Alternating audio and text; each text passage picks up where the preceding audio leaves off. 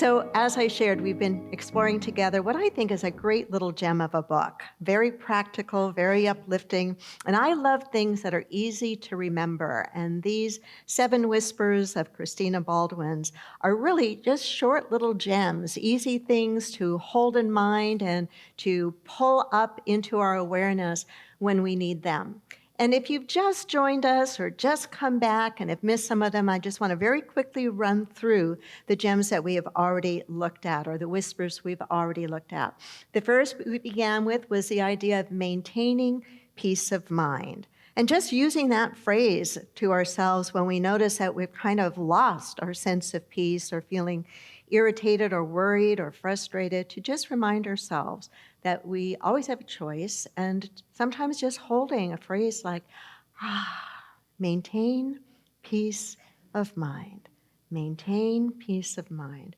The second whisper we looked at was moving at the pace of guidance.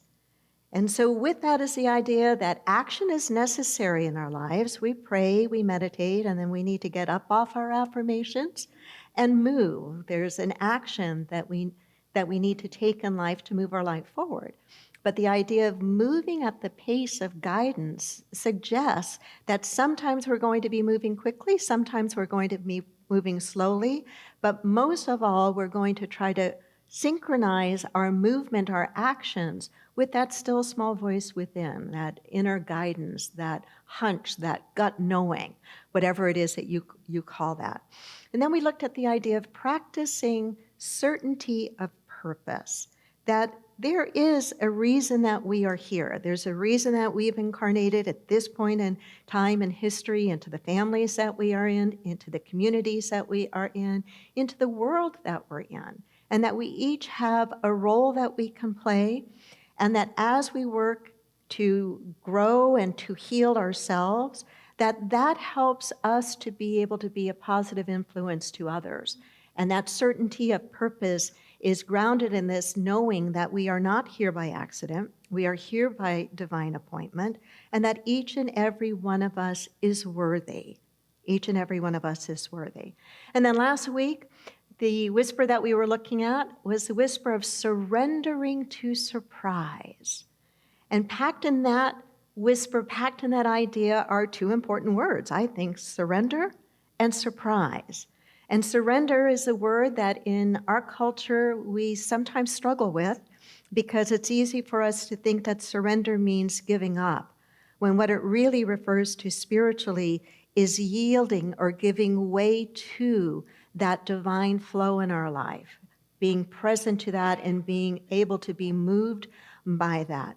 And then the idea of surprise, and what we looked at mostly was a kind of surprise that at first glance doesn't leave us feeling too happy. That surprise when we get news that's hard to hear, or a life situation changes us at depth, and how that invites us, as we surrender into it, to surrender into the knowing that even in the midst of that surprise, whatever that surprise is, there is the presence of God.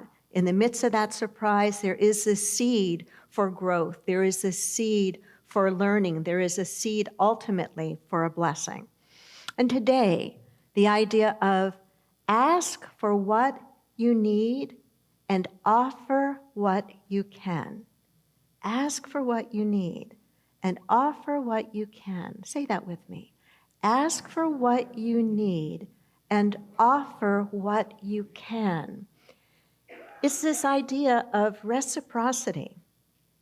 We live within a world of reciprocity, within a spiritual influence of reciprocity. We take a breath in, we can't hold it forever, can we? That breath eventually wants what? To be released. But then we can't be without that breath forever either, until this body completely conks out. But as long as it hasn't completely conked out, what happens next? We need to take another breath in. It's this beautiful, constant cycle of reciprocity. We look at nature. We look at the falling of the leaves in fall, knowing that they're going to fall, they're going to decay. In the decaying, they're going to neutralize the soil in which that tree is growing. It's going to give new nutrients, new nourishment to that tree so that it can grow how? Bigger and stronger and healthier. A dance of reciprocity. Not one end of it more important than the other, both and. In the book, in the beginning of this chapter, as Christina Baldwin is writing about this idea of reciprocity, she likens it to a dance. I thought that was a beautiful way, a beautiful imagery, that reciprocity is like a dance. A universal principle that when we ask for what we need and offer what we can, we enter into a dance of reciprocity. She writes, we are doing a two-step exchange of needs and offerings, and the whole village is dancing. Asking, offering, giving, receiving is one circular motion. If we don't ask for what we need, if we don't offer what we can, we block the dance. Imagine a person in the middle of the dance floor suddenly not moving while all around him continue on. People would start bumping into each other, losing the beat, losing their sense of direction, tripping over each other's toes. The dance is dependent upon the dancers. Reciprocity is dependent on unceasing exchange. Dependent upon unceasing exchange, a flow, a giving out, a taking in, a giving out, a taking in. It's only when there is a blockage in that flow, either a blockage in the giving or a blockage in the receiving, that things start to stagnate, that systems start to break down. Think about the body itself. Much disease, not all of it certainly, but much disease is somehow connected to a form of blockage. Something's stuck, something's not moving as it's supposed to be moving. So it's not an either or. It's not that giving's more important than receiving or receiving more important than giving. It's all part of a natural cycle. And the cycle works best when it is fluid. And that includes us as part of that whole dynamic. I was thinking about this as I was thinking about the idea of money and how, especially in church, when we talk about reciprocity or giving and receiving, it might be natural for you sitting there or you tuning in to think, oh, now she's just going to talk about giving to the church. No, I'm not. But it did cause me to think about this whole idea of giving in a larger context, the idea of money itself. I remember it was when I attended a lecture, this is probably in the mid to late 1990s, when I was part of the Association for Global New Thought. We would put on these huge conferences. We called them the Awakened World Conferences. Some of you attended those with me. And in one of those conferences, we had the author and philanthropist Lynn Twist speaking. Lynn's written numerous books. She's done amazing work around hunger projects, amazing work in Ecuador with the Pachamama Alliance. One of my favorite books that she wrote was a book called The Soul of Money. And I remember in that particular message that she had given, she challenged us to imagine a world without money, to imagine a world that operated on a different system. And so as I was thinking about that yesterday, I was thinking, well, when did this idea of money actually enter in? When do we actually start using money? And according to history, it was about the 7th century BC that the first coins started to appear in China and what is today called Turkey as a means of exchange. But prior to that, exchange was done how? Bartering and trading. Now, today that would be very cumbersome, right? Can you imagine going into Costco, taking what you're going to barter to buy what you need? I mean, it's cumbersome. I'm not suggesting that we go back to that. However, there is something in that whole process that invites us, I think, to maybe be a little more mindful of what it is that we have and what we are putting out or giving in exchange of receiving something, right? When we think about trading, or if you think about trading, you're thinking about something you already have, something that is of value to you, right? That you're willing to give up for something else that you perceive to be of value or need for you in this moment, right? It's, to me, in a way, it's a little more personal than writing a check or using Venmo, which is now we have all these other ways of exchange, right? In this chapter of ask for what you need, not want, she's saying ask for what you need and offer what you can. Christina suggests something that I'd never heard before, but I think is a really powerful idea to think about. She says, trading is practice in mindfulness. Think about that for a moment. If you were to look at the way you use your money, because we're not in a bartering system anymore, right, or a trading system, but if you were to look at the way you use your money more in the context of trading, excuse me, and more in the context of mindfulness, would any of that feel different to you? Would any of your decisions be different? It's very possible that they could be. She writes, trading is a practice in mindfulness. It slows us down so we may notice the opportunity present in the moment. Through acts of spiritual trading, we learn to see that everything is an exchange.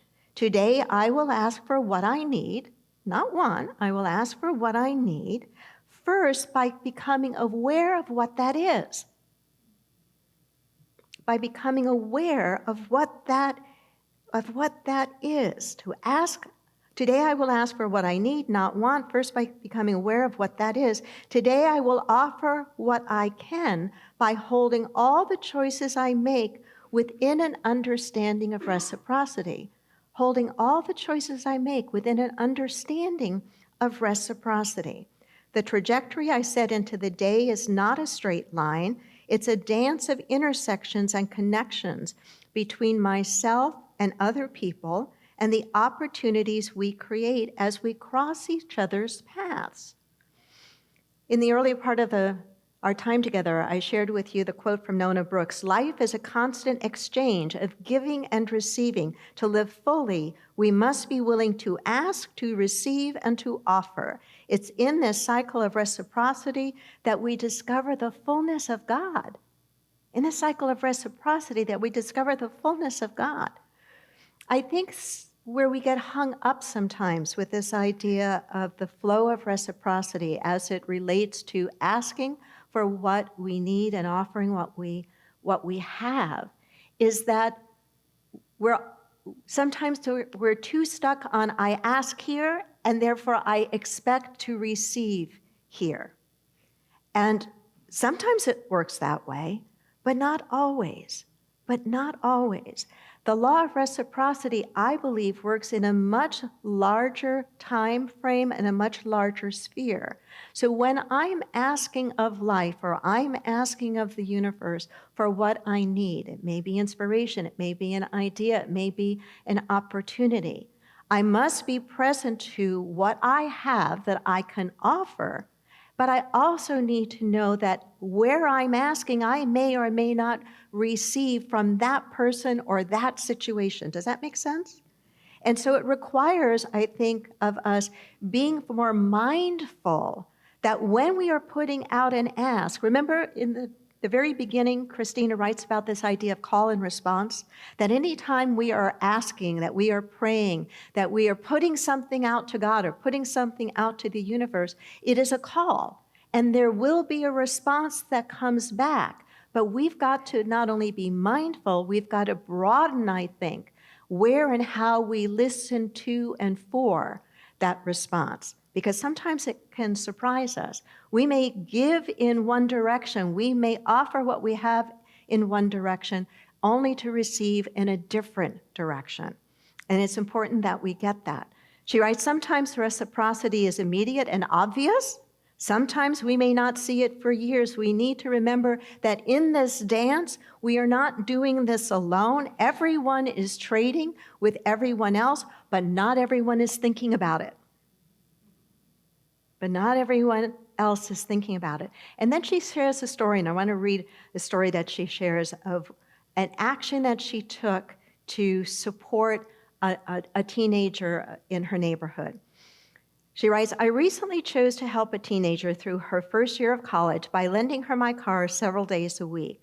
I added her to my insurance, kept up repairs, and worked my own needs for the car around her schedule.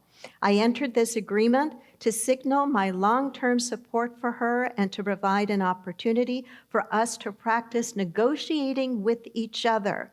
It was a difficult offering because she did not see much need to offer something back. We can relate to that, right? We can relate to that. We were not very successful in our negotiation practice, and she often used the car with an attitude of entitlement, and that left me feeling my kindness was abused. Many times I considered withdrawing my offer, wondering how best to help her see reciprocity as a necessary skill for entering adulthood. I think that's a good phrase. Reciprocity is a necessary skill for entering adulthood. It was a complex choice, she goes on. I let her continue using the car. This is important. She said, I decided I had the stamina to make this offering and hold the tension of the trade without demanding her understanding match mine. She had the stamina to hold the trade without demanding that her stamina match mine. I'll be curious to see if the gift of this support dawns on her over time. I will keep working with our relationship to instill a sense of spiritual trade.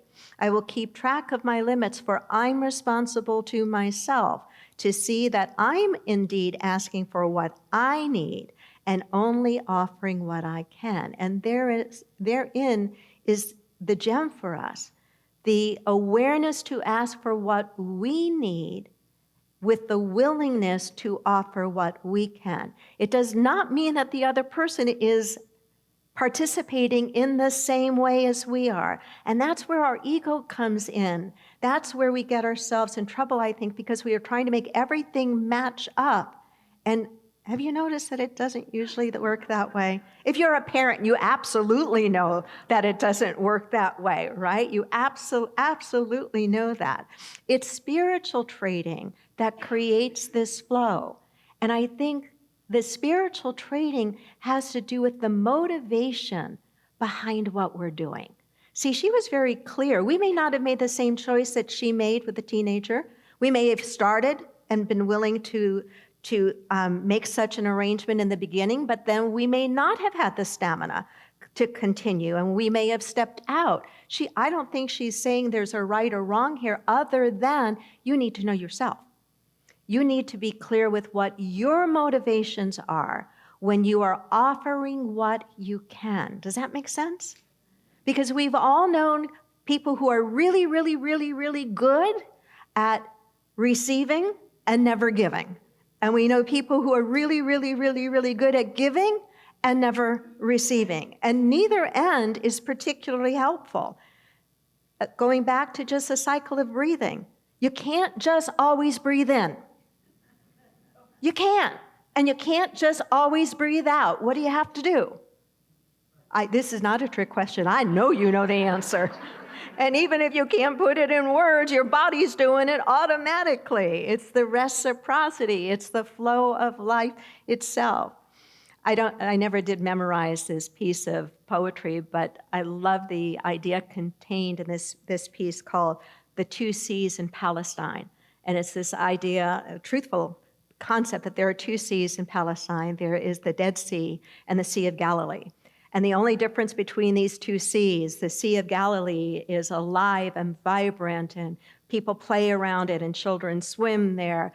But the Dead Sea, no, there's no life there. It's called the Dead Sea, and the reason it is the way it is it takes in water, but it never lets the water out. There is no flow. It's the blockage. It's the blockage. In the same way that blockage in our body results almost all the time in some form of illness or injury or lack of well-being, I think blockage in our minds, blockage in our creativity, blockage in the willingness to to share and to receive, causes us to be stuck in our lives, causes us not to have that feeling of prosperity, that feeling of abundance, that feeling that we are enough and we have enough, that we are enough and we have enough. One of the stories, and I'm mindful of my time here, one of the stories that she shares in this chapter spoke to me because it's a story that's similar to an experience in my own life. She writes about a trip that she took to South Africa.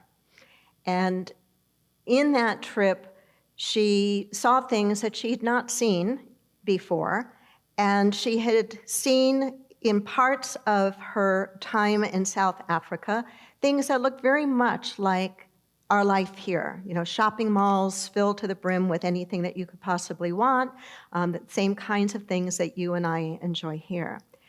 But she writes about noticing something else, that just like we have the world of those who have and those who seem to not have, she said the difference that she noticed was the line, the demarcation between that opulence and abject poverty was the color line.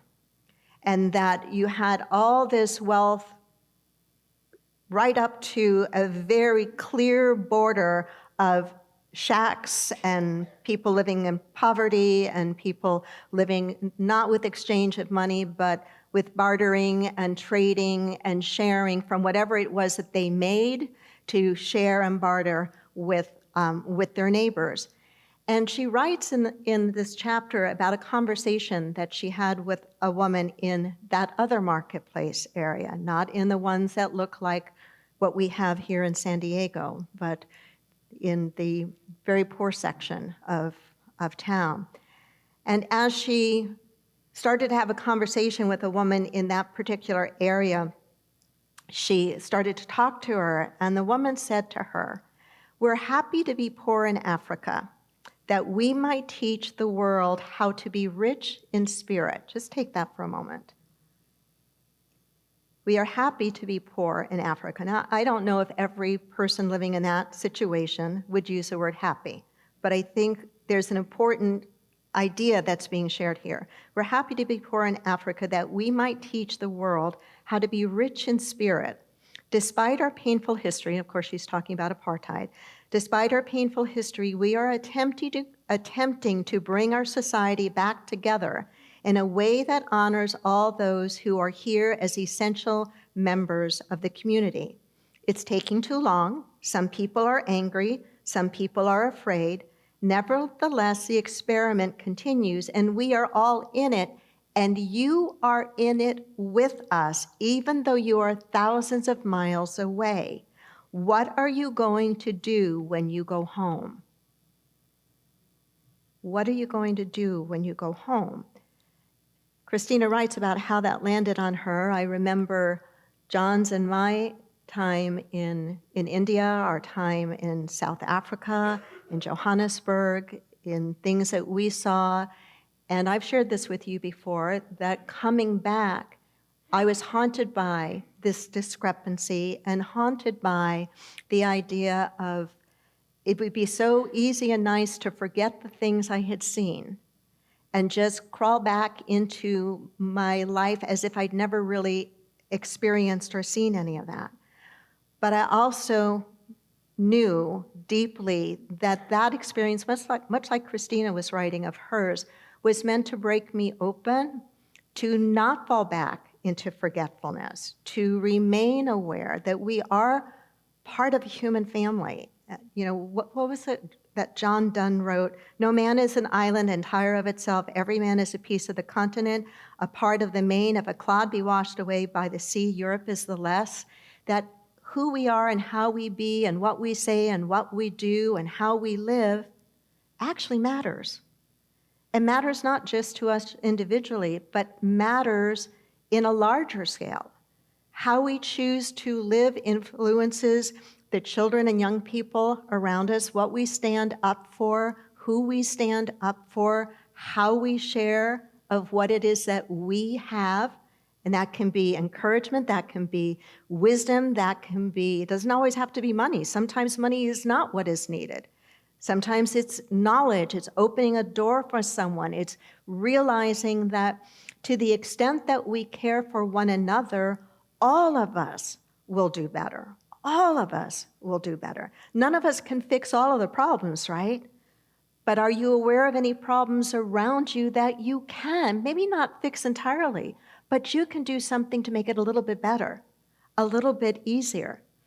I liked the way that she reflected on her time in South Africa and what she had seen. She said, she was writing and saying, she can't fix it all, but she said, I can contribute my willingness to be aware. I can contribute my willingness to be aware. And then she went on to describe just like a simple thing. She said, I can continue to be aware and to contribute that awareness. She says, I'm in the grocery store and I'm buying bananas and I see the woman behind me buying bananas too. I can say to that woman, have you ever thought about where those bananas come from? So many, many, many miles away, here we are in wintertime and we're enjoying bananas that don't grow naturally here. I wonder how the children of those banana farmers are doing. I wonder if we reciprocate with them and send them apples from here. She lives in the Pacific Northwest. It may sound silly, but I don't think it is. I don't think it is. And I think you and I, especially those of us who are at a point in our lives where we've lived a few years, we've learned a bunch of stuff, maybe our life is a little more comfortable and a little more solid than our generation coming up behind us. We have an opportunity to make sure that we stand for things that really matter and that we have the courage to speak about that and to be, we don't have to be perfect, we can't be, but to be the very best example that we can.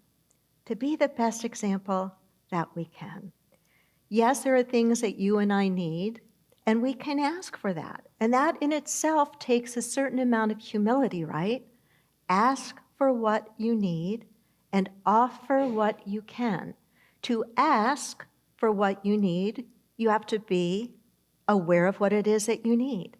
To be willing to ask, I think, requires some courage and some vulnerability, right? Think about asking for help. Do any of you have, and you don't have to raise your hand, but do any of you find it more difficult to ask for help than to offer it? Mm-hmm. And for some of us, it might be the other way around. To ask for what we need means we need to be aware of our needs and that we are vulnerable enough to admit, hey, I need some help here. I don't have the answer, or I don't have the time, or I don't have the knowledge, or whatever it is that we feel that we need that we don't have, to be able to ask for that, but then in the same beautiful synchronicity and reciprocity, to offer what we can. We may not be sitting here with a lot in our bank accounts, and I know that's true of some of us online and some in our community. But what I also know is that we all have something that we can offer. We can all be making a difference, and even a bigger difference than we already are. Whether that is to encourage someone who is down, whether that is to see if you can open a door for someone who is struggling, and that could be literally or figuratively, or to offer whatever it is that you possess that could be in service to where that person is. I think to the extent that we are willing to keep ourselves open and our hearts open and responsive and do what it is that we can do, we will together make this world a much better place than it is right now. And I think we need to. Namaste.